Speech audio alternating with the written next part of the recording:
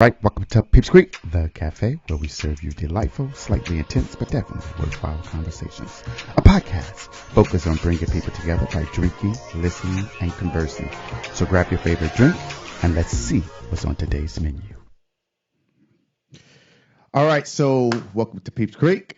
My name is Sean. I'm your host, and I am joined today by Frank Davis in Albuquerque, New Mexico. Say what up, Frank. Hey, what's going on, everybody? I appreciate you having me on, Sean. Yeah, yeah, yeah. All right, so here at the cafe we always have a drink, and today I am drinking on my usual. That is some good old bourbon right there, with some Red Bull and a splash of lime. And what are you drinking on, Frank? I'm on this bottle of Jaime. you over here, you over here trying to outdo me. This distinguished brandy. I got this from a colleague, and gonna see how it affects the palate tonight. All right. All right, so we are on this is episode 41. It is going to be entitled Lawyering While Black. And as you can tell by the title, we both black and apparently we're both lawyers. All right. Are you ready to get into the conversation? Absolutely. Stay ready. You know how to get ready. All right. So wait, so this is your first time. Is this your first time being on the podcast? I know you said you don't really listen to them. Right. Yes, Right. this is indeed my first time being on. See, black folks over here, they see this black brother over here working hard trying to do this podcast, and they ain't even out there listening. All right, so I'm gonna listen to yours. I've listened to some clips, and I made it a point, like you said, to support, and I'm going to do better on that. that's good because every download count. If you listen to it for 15 seconds, that's called a play. All right, uh, so let's just. This is literally our first time chatting like this since shit. When it's been a minute. I Been mean, quite we a while. text, Right. we text, but like any kind of like video, FaceTime, Right. anything. I haven't seen you forever. But you're out there in Albuquerque, New Mexico. How's Albuquerque doing? Um, Albuquerque is Albuquerque. There's a lot of sunshine. There's a lot of bright sides to it. You spend some time here, you know a little bit about it, but it can be a tough place, I think, for those who are either the have-nots or specifically for Black Americans, as most places are, but New Mexico in particular can be rough. And because when I was there, my recollection is like New Mexico had like less than 2% black population. Yes, sir. It's about the same, right? Still the case. Still the case. It covers Yeah. around 2% general population, a little less than that as professionals, whether it's lawyers, doctors, engineers, etc. Oh, all right. Look at you doing you know your material. You can't be over here getting all these text messages and emails. I turned it off. I meant to do that beforehand. No, you good. So Frank and I, we went to law school together. I was a year before him. I graduated in 2011. You graduated in 2012, right? Yes, sir. Yes, sir. And my class at the time, I don't know if this still is the case, but my class at the time had the largest black population incoming class. And I think we started with 11 or 12 or something like that. And we ended up with like 8 or 9 who finished because some dropped out, some left and went other places. How many people were in your class, black? Do you remember? Well, sheesh. I think we have five that ultimately finished together. We were also one of the larger ones, not quite as large as your class, but we had about five representatives from this black race in there. There Yeah. were fewer in the class behind, and it dwindled. The numbers got pretty bad. I was on the admissions committee that 3L year, man, Are you serious? yeah, and I think the yield was only two or three, and it got pretty low for a while. I think they're working on that now, but it's the numbers have been dwindling actually. Yeah. And that's just law school. And so even, you go through like I would say this, I'm not trying to brag on myself, but I was pretty much the shit in law school. I made it a point. I mean, the thing is like what people, a lot of people, I think, fail to realize. Like when you're black, sometimes, and particularly when you are a minority amongst other minorities, you still have to perform not just for yourself, but it's almost like you performing for your race, right? Absolutely. You don't want to be seen as being less than or he was an affirmative action pick, even though no one really knows whether you're an affirmative action pick or not in reality. But it's a struggle. I don't know how you felt um, as a law student being black. Did you have a similar experience, or what was your? Absolutely. When you sent me the topic for the podcast today, that was the first thing that struck me. Was a memory that I have that I wanted to tell because you were great in law school. You're one of my mentors. You took me under your wing and you showed me a lot of the ropes, which I still appreciate to this day. Appreciate that. But See, gotta look up. Go ahead. yeah, you did, and you did that well. You were a great mentor. I think you were a resource to all the black students who were there. Um, but one specific memory that I have that sticks out in my mind was when I was preparing for the oral advocacy tournament. Yeah, got to go there. And of course, you were the champion, so I got to walk by this hallway every day, and I got to see your name on this plaque, right? And I'm like, man, I can't help it. He's on the plaque. He's on the wall of fame. I'm walking by this every day. So I'm preparing. I know the material's cold. Um, I've read the cases front to back, all of this, and we're in the moot court room practicing, and you agreed to observe my practice. And I get about midway through that thing, and I don't even know if you remember. You're like, hold up, man, this is shit. Like this I is, did.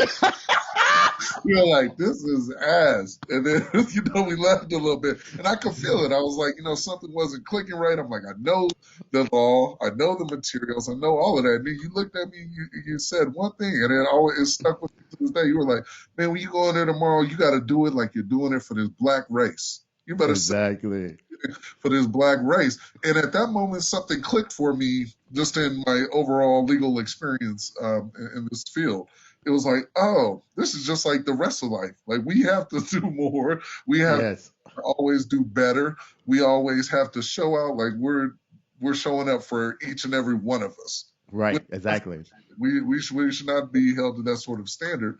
But yeah, that's an experience that stuck with me, and it's still true every single day being a black man in this country. But the way you put it so eloquently that day, and then you said, "Well, let's go grab some drinks," because I did. there, Yeah. but you're like, "This is just dry, and this ain't it." But then This. I went on to win the tournament like you You did. So did, yo. That I was like, cause I was worried. I was like, what the fuck is this? I know, like like you said, you knew everything. There was nothing you didn't know from a legal perspective, but the presentation was off as fuck, and I was just like, bruh. And it was late. It was right, late. We were in right, there late, and I was like, you better show up for these black people tomorrow, bro. right, Now get your shit and let's go get a drink. But you came in and you were fired, yo. When you right. came to the presentation the next day, you were phenomenal. So I remember that vividly. It was me, you, Carlos, Right. and I think Matt was in there as Right. We had well a at that group. time We for had a a group. moment. Uh, We had a group of us. but yeah, that's the reality. Like we always have to be on point. And like for instance, like your name is regular Frank, right? Right. But my real name Deontay, like Mhm.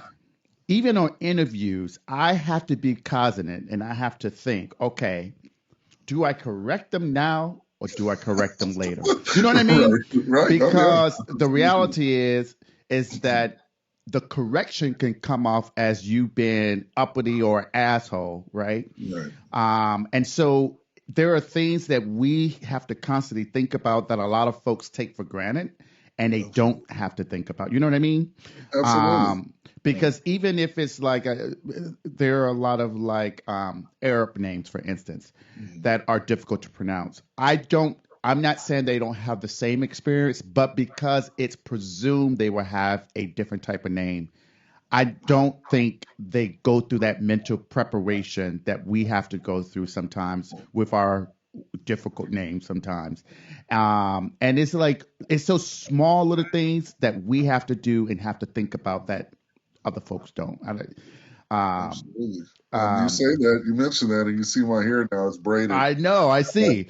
I That's what I was haven't. going to I ask you. How you need feel to get it about that? redone. I need to get it redone. I haven't worn it to court like this yet. Honestly, I mean, this is the COVID here, right? Like my barbershop closed down. I started growing it. I got through the rough spell, and I said I'm just going to keep it for a while. And I like it getting longer.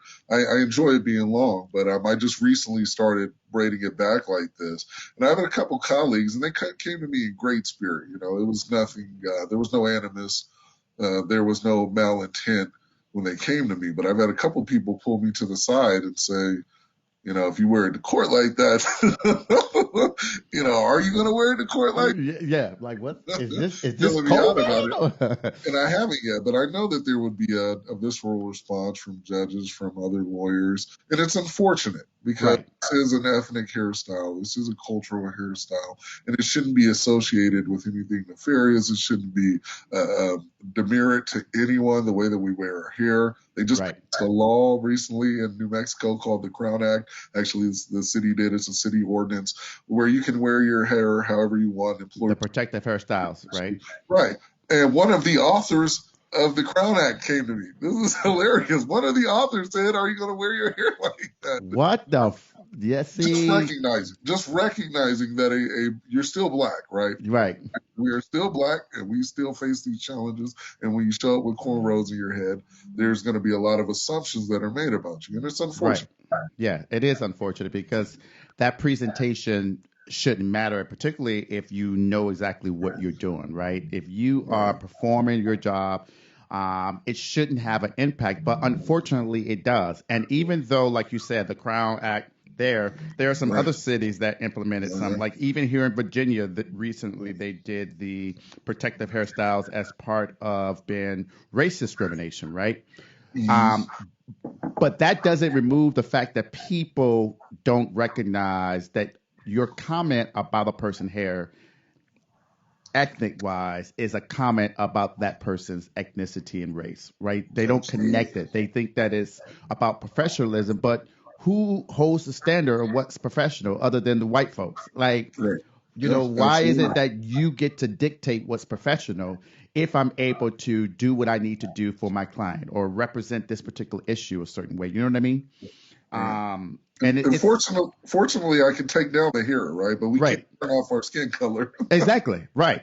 But there are Yeah. some people who have dreadlocks who Mhm. can't just Yeah. go and take down the hair. I mean, it will Oh, yeah. literally require them to cut it. Right. And they get faced.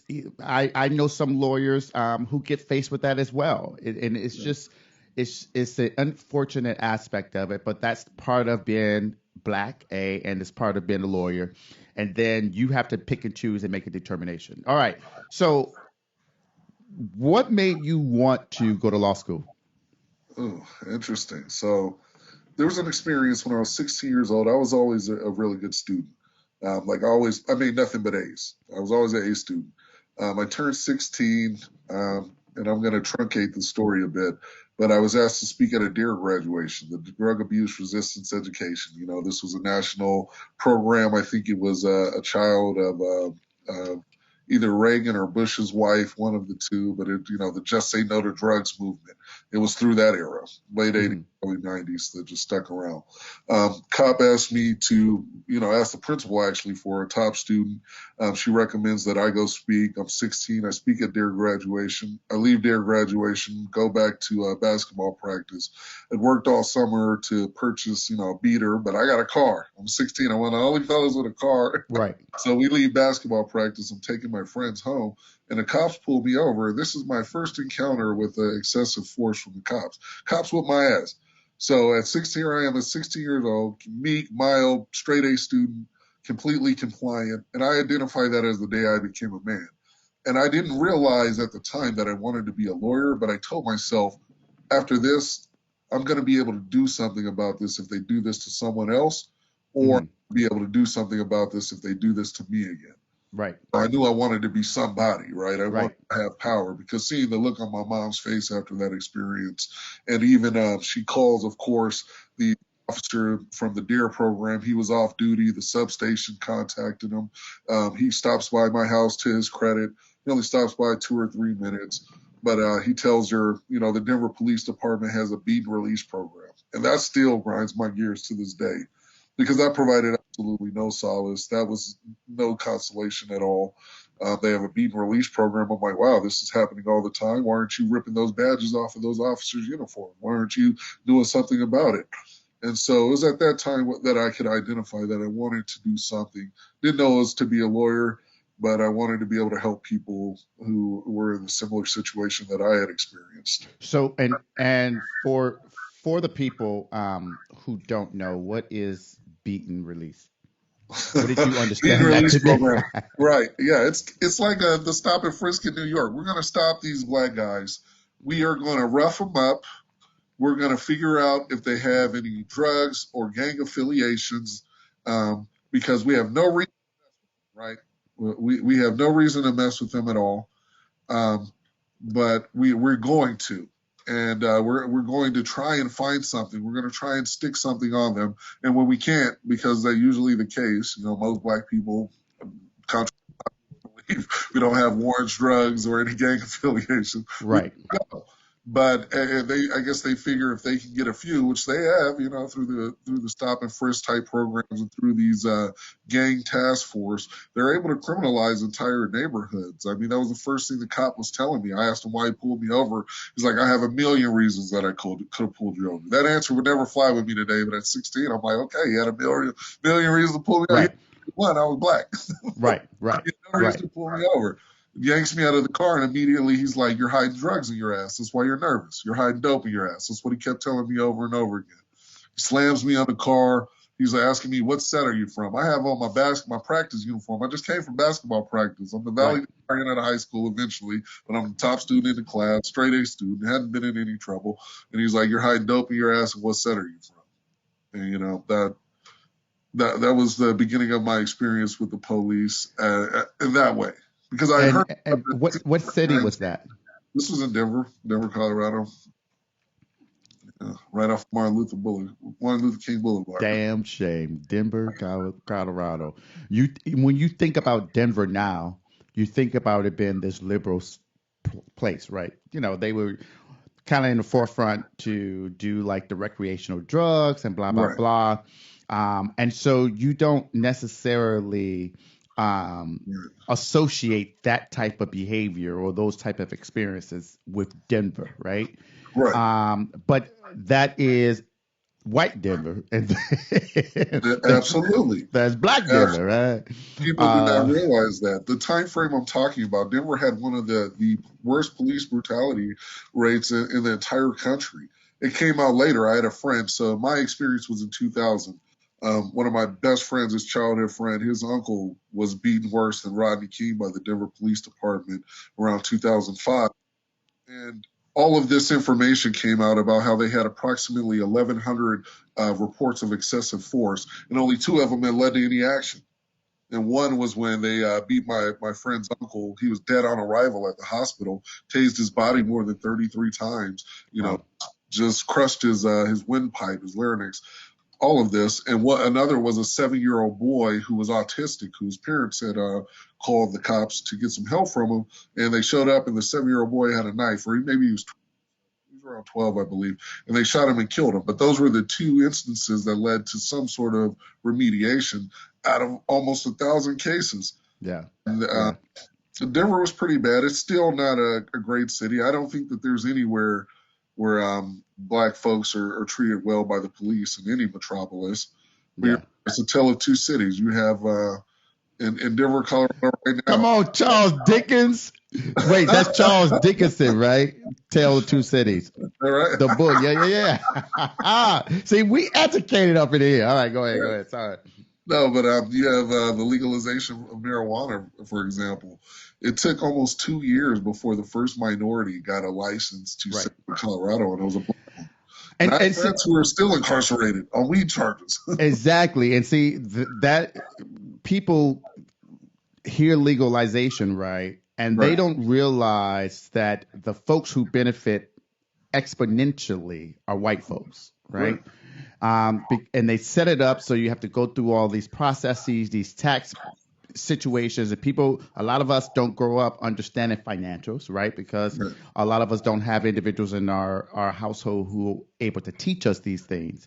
But fundamentally, it's so difficult to get through the bureaucratic red tape for certain groups or individuals to profit legally off of the drugs that were once a high reason to put folks away, right? Lock them up, Yeah. right? Because they're selling weed, this, that, and the third. But there was something in your story that I think is important, and I just want to highlight that and go back.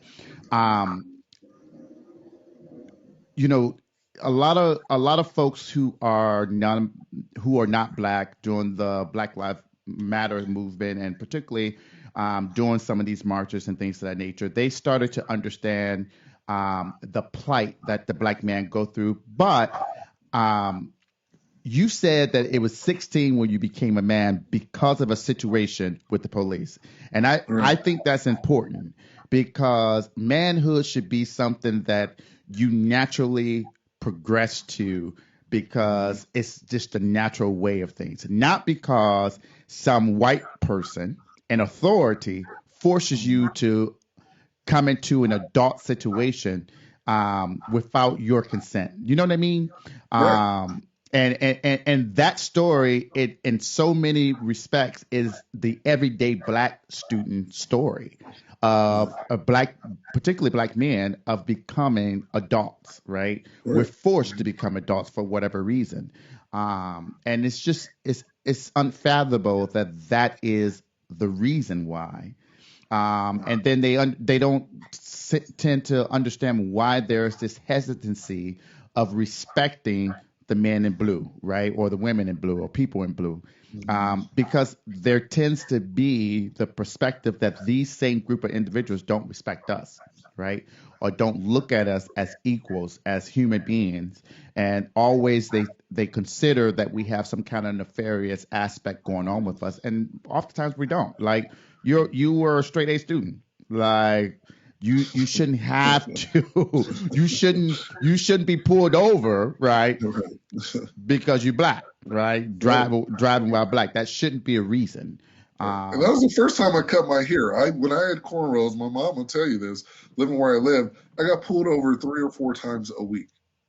3 or 4 times a week, I would get pulled over just because of my hairstyle. I was black with cornrows. As soon as I cut it, a lot of that stopped, and that's awful. That's yeah, terrible that it's it's, people would it's get profiled to that extent. And what you said, you hit it on the nose. I didn't realize that there were so many people who have never had a gun pulled on them by the police. I just thought that this was everyone's experience. But right. That's normal. if you're black in the inner city and the cops point a gun at you, I mean, that happens at a very young age, and it happens numerous times throughout your lifetime. And I've Yeah, met adults in their 60s and 70s who are Caucasian. The cops have never pulled a gun on them. right, But, right. and this is emblematic. I think we're talking about police brutality, which is germane to our society right now. But this is a universal issue and transcends your topic of lawyering while black because that's what we deal with. I mean, Yeah, lawyering while black is just like living while black, right? right, right, We are constantly faced with this cloak or one of these badges of slavery that, as the forefathers of this place would talk about. yeah, We're walking around with something on us that alienates us from this American dream. yeah. And then it's like I always wanted to be a lawyer. It was something I always wanted to do, but I also realized that I have to do so much to be seen sometimes, right? Mhm. To be recognized, that other folks don't have to. And I'm going to give a stupid example, but it's a real example. I've been in situations where I knew I was the better qualified person. I mean, Right.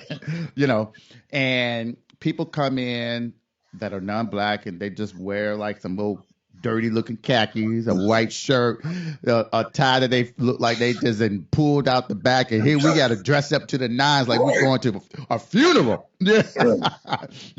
because we have to have our presentation a certain way, or else we're not going to be taken seriously just from how we look. You know what I mean? Right. And it's completely unfortunate. And even given the fact that we've gone through the hurdle of paying for school, right? We pay the same amount that these other folks pay, right? We sat in the class doing the same things these other folks sat in. Some of us were on law review. I was one of the editors in chief. You were on law review.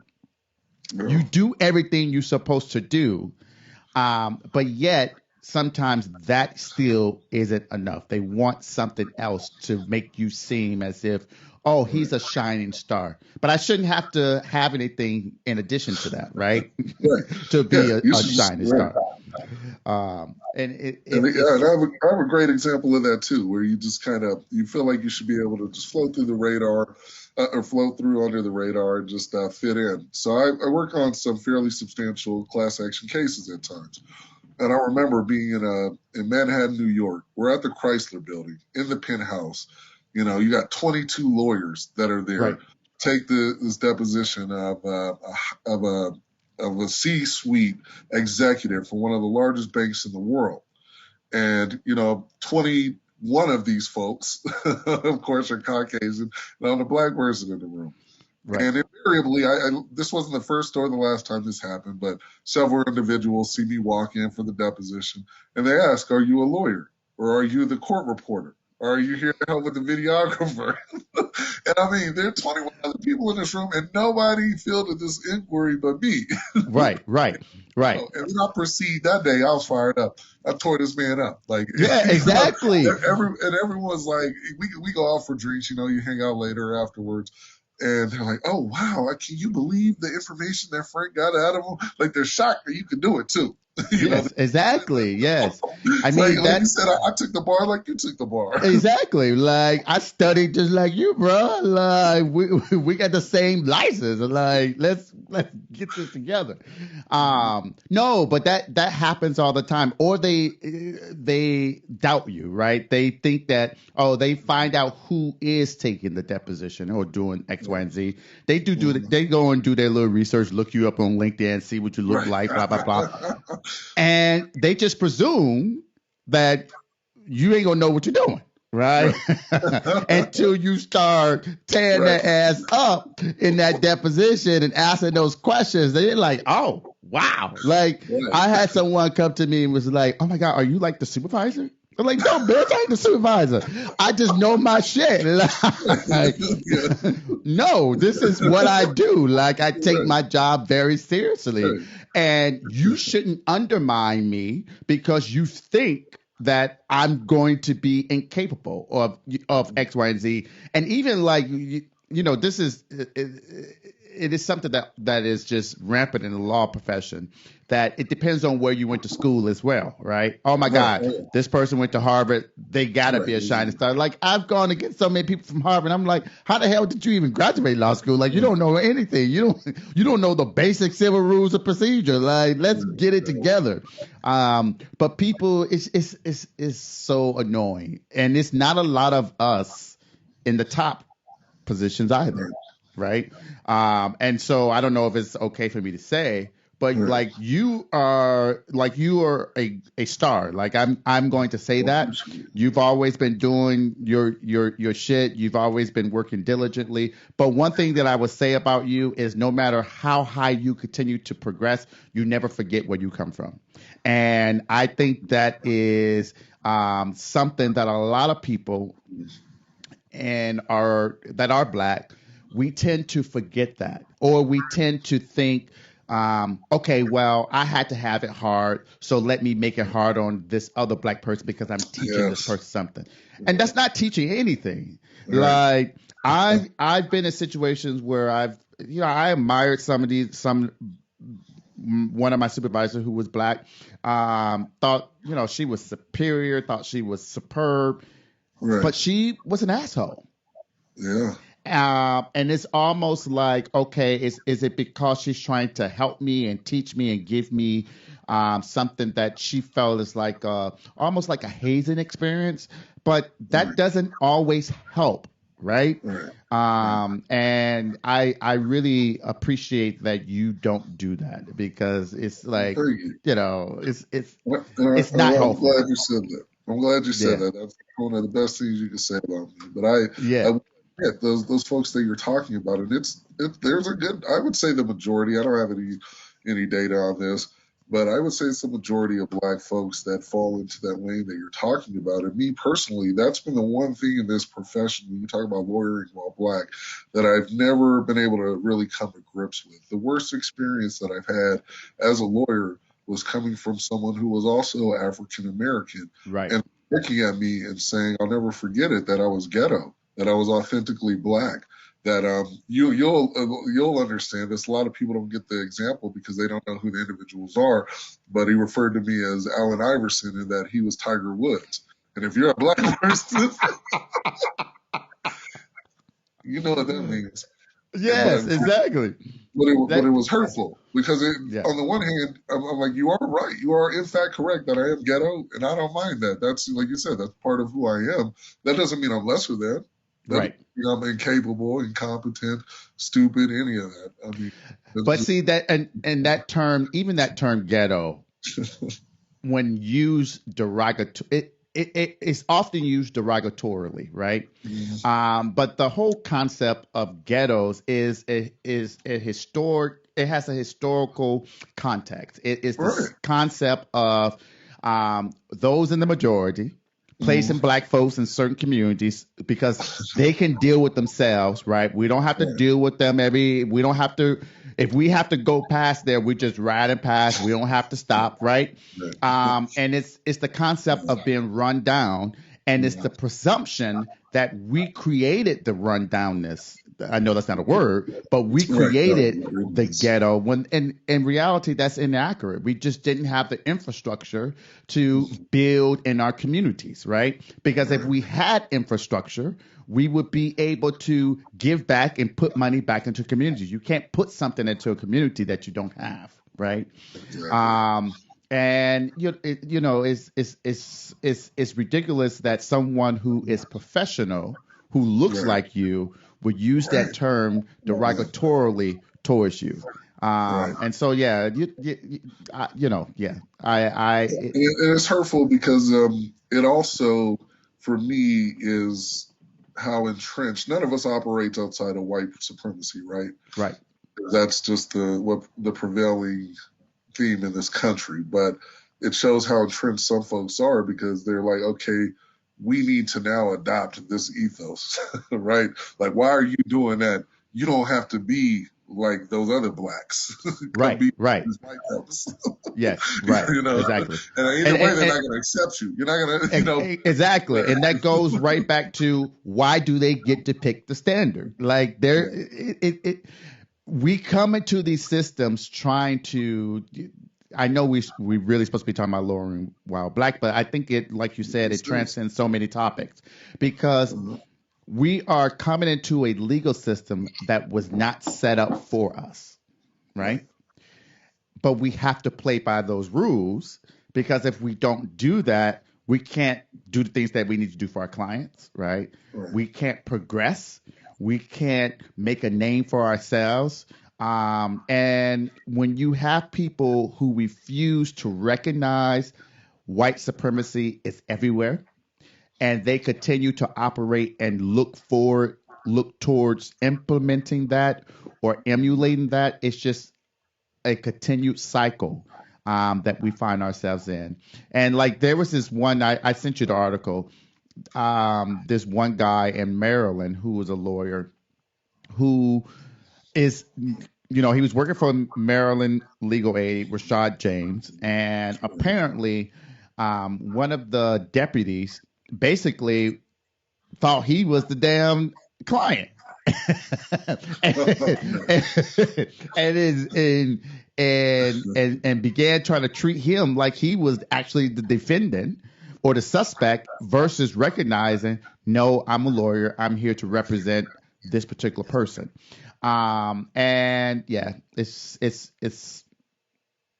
annoying to Yes, say and the it's least. tough. I mean, and it makes it hard. And like you said, when it comes from someone who looks like you or someone who's in a position where I felt like, this individual specifically was a lot more experienced than I was, and has a lot more years of practice. So I just felt like if you perceive some deficiency with me, that's an opportunity for you to help me excel. You Coach don't you, have to, yes. but aside from that, to take it to the level of like culturally, you're inferior because you're engulfed in this blackness. That just was hurtful because I am. Yeah. That's really I am who You I am. you black. Right. Yeah. Oh my God, I didn't know that. I didn't know you were black, man. My bad. But you were an Iverson black because like Right. yeah, Authentically black, and I mean you were that's authentically black. Yeah, that's unfortunate, and it's ridiculous too. Like even in New Mexico, one thing that really bothered me about that state Mhm. is that it was other minorities also Right. engaging in the behavior that is synonymous with white supremacy. And they can be the Um, worst ones because as soon as they need that that scapegoat, exactly, and it's as long like, as it can roll bruh, downhill, bruh, we on the same team. you're Let's just better off. link But up. yeah, um, yeah, and then I was looking at. I sent you this other one. So statistically, right, at least in 2019, for lawyers, white lawyers represented 85% of the legal profession or operated in 85% of the legal profession, 5% African American, 5% Hispanic, 2% Asian, 1% Native American, and 0% Hawaiian Pacific Islander. Like those numbers are horrendous. right, And they don't equate to the numbers of the population, the percentages right. Oh, not even of the close. population. And yeah, it's like I, I don't know, like, and I And when don't you even look at know. those numbers, it's really interesting to break it down even further. Because, like in New Mexico, for instance, you look at the black lawyers here, and of course, again, we're fewer than 2% of the population, and we hover around that for black professionals. But then you dig within that, and almost 75% of the black lawyers in New Mexico have some sort of government job, and it's because in the private sector it's dominated by this culture of whiteness. I Yes, started off at one of the largest firms in the region, had over 100 lawyers at the time, but it was actually diverse when I started there. I think I was the fifth black lawyer that was hired. right. In a period of, I left there after about 22 months, but within that 22 months, the other four all left for a variety of reasons. Yeah, I thought we had some critical mass when it was five. But by the time it got to one, and now you look at the today, you go look at in size the largest three or four firms in New Mexico. They do not have one black lawyer. not Not one. one. Not one. Not a single one. Some of them do not have a black employee. You're talking That about is ridiculous. with over 100 employees, over 100 lawyers. So you're talking about 250 or so employees, and it's awful. But that shows Yeah, you the state of the legal profession, and that's across the board. You go to these big firms. We were talking about it backstage. You go to these big firms; they don't have black lawyers, mm-mm. and far between make it to the partnership. And it can be a lonely trek. It can be a lonely grind. I think that's Yeah, part of being black in this country too. And a lot of times it can be lonely. People, even though we're visible, right, in entertainment and sports, on TV and whatnot, people forget that we're only 13, 12 and a half, 13% of the population. yeah, exactly. There's not, even though it may seem like black people are everywhere, we're really not. But I Yeah, mean, that's still substantial. That's a significant number, 13%, and we're terribly underrepresented in the legal profession. yeah, And, and it's and like for me, when you look at the government sector, it's like, why aren't we thriving in private practice? yeah, yeah, Just as capable, just as good when we've proven this over and over again. yeah, and yeah, it's going to take a lot to overhaul it, and I think what needs to happen is, well, let me just say this. I think a lot of these firms, they all tout about diversity, right? You go on their website, we love diversity. You walk into their atrium and they got all these videos about diversity and inclusion. But I think it's problematic that you don't have true representation of the folks who you represent. Like your clients typically are, are not just going, especially if you're representing corporations, they are going to have a diverse workforce. Now, Right. whether or not diversity is in the ranks, the high ranks or not, that's a different story. Right. But they're going to have a diverse workforce.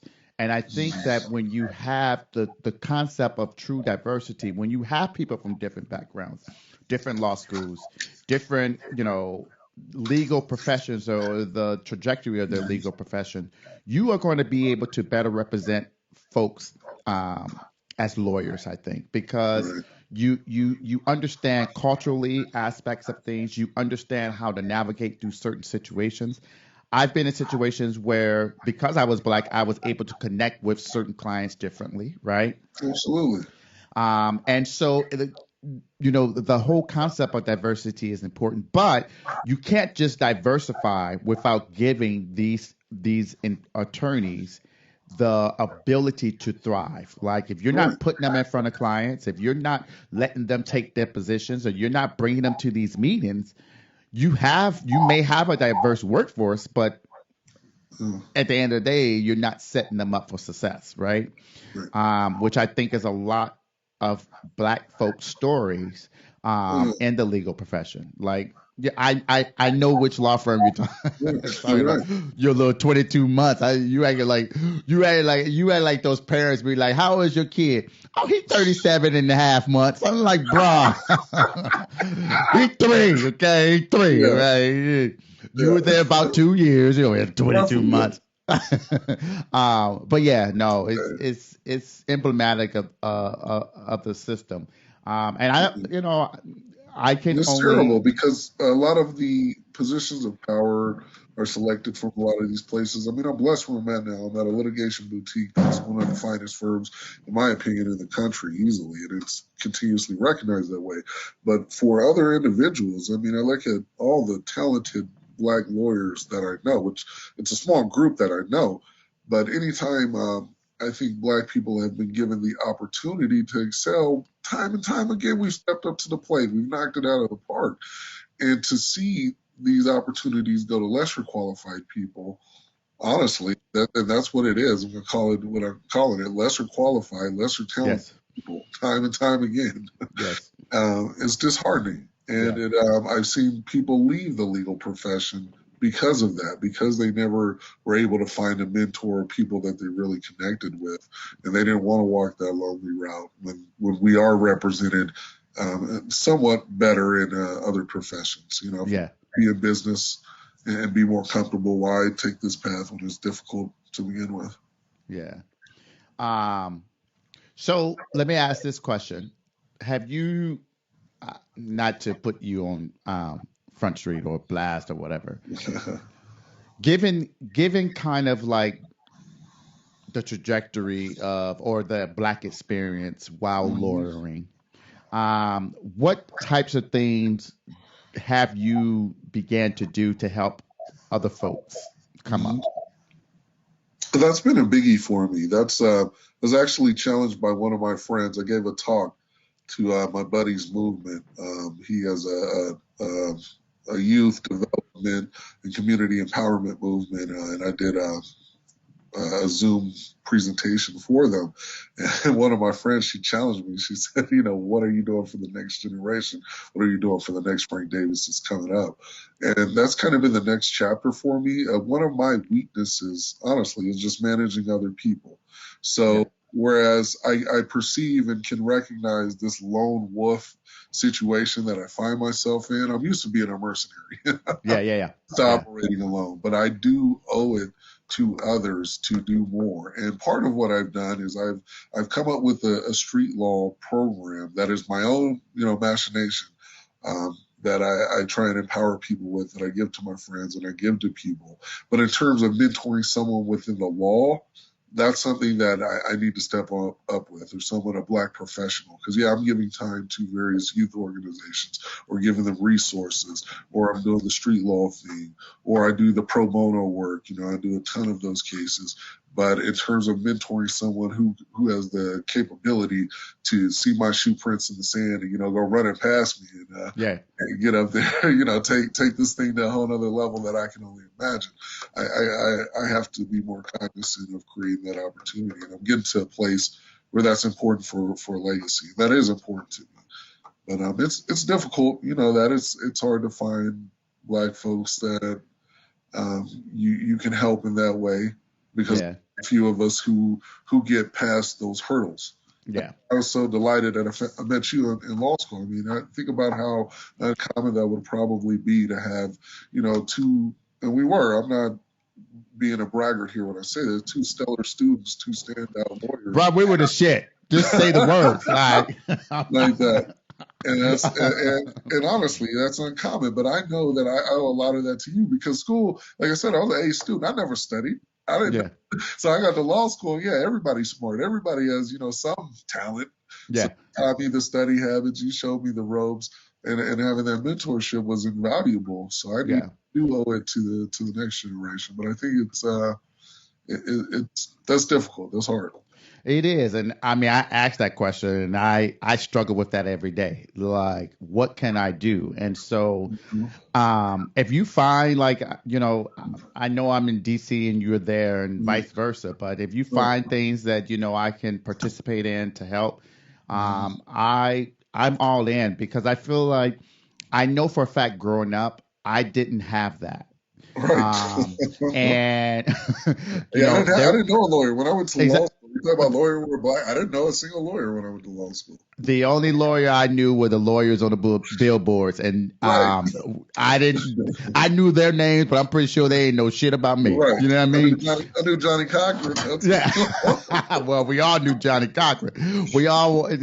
I remember that whole trial. Like, I was actually in Swahili class when the verdict for OJ came out. But yeah, it's like, yes, we need to touch as many people as we can, even if they don't want to be a lawyer. See, the other thing is that having a law degree can open up the door to so many different avenues, right? And you don't have to practice law. And, every lawyer isn't a liar. I know a lot of people think that lawyers are liars, right? But it is a profession that requires you to have high ethics. I mean, there are a lot of things that, even if we go out and have a drink, we have to think about things sometimes that other folks don't have to think about, because if it gets out X, Y, and Z, then you could be held responsible and your law license could be on the line and things of that nature. So there's a lot of stresses that come with it. But people need to know at a young age that, not every lawyer is in the courtroom. Not every lawyer is going to be making, $8 million a year, right? But there are so many ways in which you can be impactful being a lawyer. And so I think it's important that we try to reach back and touch on it, because you need positive people like that, and people who can command a room and command attention based upon their experience. And it's important that we do the same thing and give back as much as possible. Absolutely. Yeah. And touching off of that, it's kind of what you're saying dovetails with this idea of just having success in the profession, because that's part of what is so disheartening to me about we talk about the lack of numbers and the underrepresentation. Part of that is because this is a relationships profession. Right. And a lot of these opportunities, I see it time and time again, whether it's a corporate client, an in-house opportunity, in-house cases, they go to people because of the relationships that they develop with others. Right. And not necessarily the talent. Right. And for me, that's how we know as Blacks, when we get it, it's because of the talent, because the chance because you're Black. I'm gonna tell you Right. that Because there ain't a lot of us just giving out stuff. now. No, they're coming to you because you got it, and so Right. that's fulfilling in one way professionally. But on the flip side, it's like, man, we shouldn't have to always be above and beyond. Like Yeah. some mediocre guy out there who is lesser talented, than a superstar, superior lawyer. He deserves the same opportunities, Yeah. notwithstanding race. Yeah. But it's one step at a time. We signed up for this Yeah, gig. I think we are doing everything that we can to excel personally, but also yeah, back to that whole point, representing for the race. So like, every time, like even every time I step into a courtroom, right, it's important for me, to look good, not because I'm vain, but right. I don't think people think I know, like in law school, I used to dress up all the time. right. I remember. Um and it's important because I want people to recognize that when I step into this room, I'm going to own this room, right? Mhm. And I know that sounds like Nene Leaks from damn Real Housewives of Atlanta. But the reality is, I want people to recognize, okay, all right, he looked a certain way. Let's see if he can bring it. And then when I bring that A game, it's Right, like there's nothing you can do. right, right. But these are things that we have to do sometimes, Mhm. just so that we can stay relevant and so that we can be commanded, or at least have the same level of respect to other folks who just aren't as qualified. Right. Um, and it is what it is. I appreciate your time. I'm going to give you a moment to say whatever you want to say, um, because you're a guest and Right. you're important, quote Oh, I unquote. appreciate No, I'm that. I just want playing. No, to, first and foremost, thank you for sharing your platform with me. You're a dear friend, you've been a dear mentor, and you've helped me excel as a person and professionally. To anybody who's out there who's listening, I am the struggle. I love the struggle. I'm from the struggle. If you are in the struggle, realize that your situation is only temporary. And don't allow this temporary pain to leave you permanently scarred or permanently in a place where you don't think that you can move forward, because you can. There's opportunities for you out there. Just believe in yourself. Never stop believing, never stop dreaming. No one else might see it. Might be the only person who sees or believes. But hold on to that, because there will be sunshine on the other side of it if you stay steadfast. And that's come all. on, come on, PK, preacher kid over there, doing a sermon over there. Hey, I speak empowerment into people and I take it seriously. That's why I appreciate this so much, because you're right. I told you that I started with that experience when I talk about my profession of that law school. When you're telling me do it for this black race, and you know what that means, and Yes, you yeah, know what that meant to me. Like we yeah. didn't say nothing else. We didn't have to do any more preparation. We went and grabbed a drink. Like you said, there were some Hispanic colleagues there. But when you said that, and that follows me when I go into the courtroom, when I have a big project coming up, when I have a big case, when I'm feeling overwhelmed, like I can't handle everything. Like there's just too much in this profession. I'm like, man, you're doing it for something bigger than you. You Yeah, go out here and do it for these folks. yeah, exactly. This is Yeah. bigger than you. It is, and I mean, it is a weight that we have to carry, and No. it's unfair sometimes, right? And I'm not saying, and let me just be perfect clear, I'm not saying that folks who are non-black don't have a struggle and don't represent. I have a lot of Hispanic Absolutely. colleagues who have to do the exact same thing. I have a lot of No. Native American colleagues who have to do the exact same thing, right? But that is part of what we do. And you are not just doing it for yourself. You're not just doing it for your client. You're doing it for a whole lot of folks you don't even know, All right? right. You don't even know who's looking at you, who has an idea of, I look up to you, right? Because you just don't, you just never know. And yeah, so I appreciate that, bro. I've, we've had our moments where we Of course. got pissed at each other, and blah Iron blah. sharp as iron. Iron Yeah, sharp as yo, when iron. we was on mock trial, there was a moment we didn't even speak. We were pissed. But you get over those Oh yeah. things. Those things is just that's just part of the package. It makes the friendship stronger. It makes them real.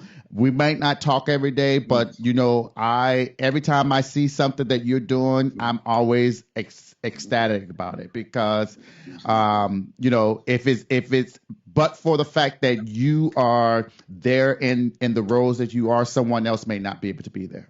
And so, yeah, those are important things, bro. And it's something to always think about and always remember. And I'm glad you do that. I say that wholeheartedly without um, any hesitation. You stay ghetto, bruh.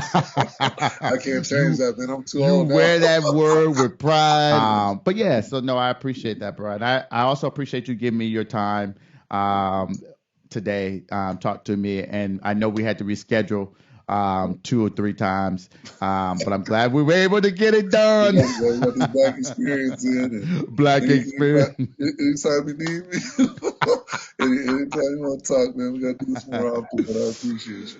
All right, bro. All right, so that is the episode. It is episode 41. It is Lawyering While Black.